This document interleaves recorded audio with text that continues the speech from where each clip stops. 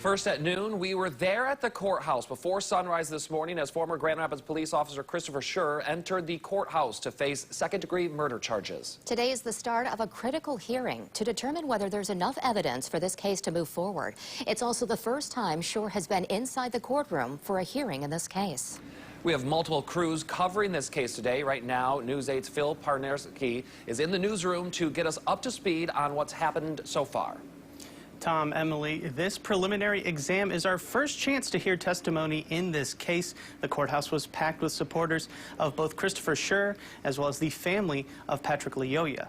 For the first time, we heard from the passenger who was in the vehicle with Patrick Lyoya on that morning in April. He says it followed a night of drinking at a friend's house. He claimed they pulled over when Lyoya's car made some loud noises. That is when he noticed Schur's police car behind them.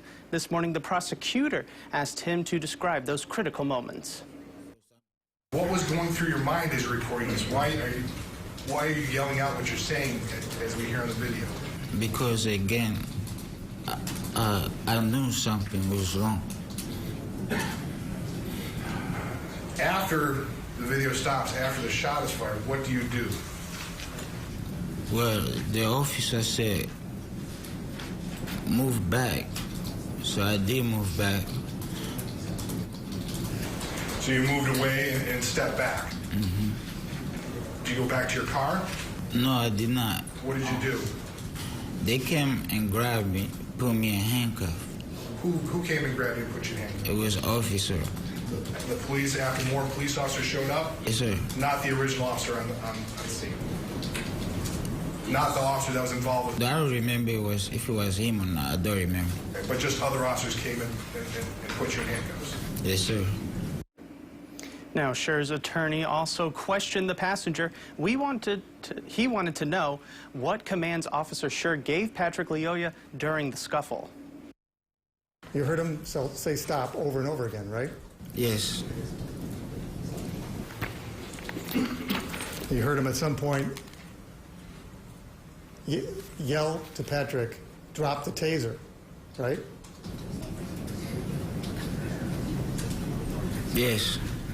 In the morning, right before the incident, right before you were filming, Patrick was drinking, right? Because the beers were still full, so I don't remember if he was drinking or not. You don't remember if he was drinking or not? Yes, I do remember him drinking, but we had Budweiser in the car. You had Budweiser in the car? Yes. Okay, were you drinking Budweiser in the car? I was. You were, but not Patrick? No, I don't remember. And we also heard from a neighbor who says he witnessed part of the wrestling. He says it appeared that Lyoya was confused and was never on the offensive. He says that Lyoya was trying to get away and grab the officer's taser to keep himself from getting tased. You will hear some of that testimony coming up at 12:30. Emily and Tom? Okay, Phil, thank you. We are streaming every minute of this hearing live at woodtv.com. At the end, the judge will determine whether there's enough evidence to send the case to trial. Targeted investigators Ken Colker and Susan Samples are at the courthouse. We will have updates all afternoon at woodtv.com and then starting on News 8 at 4.